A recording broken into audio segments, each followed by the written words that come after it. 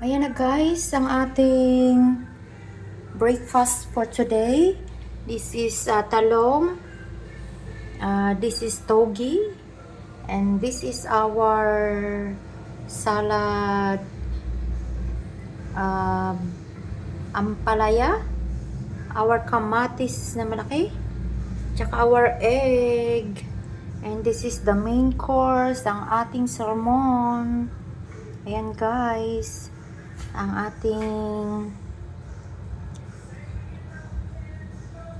ating breakfast for today. Breakfast and lunch na yan guys.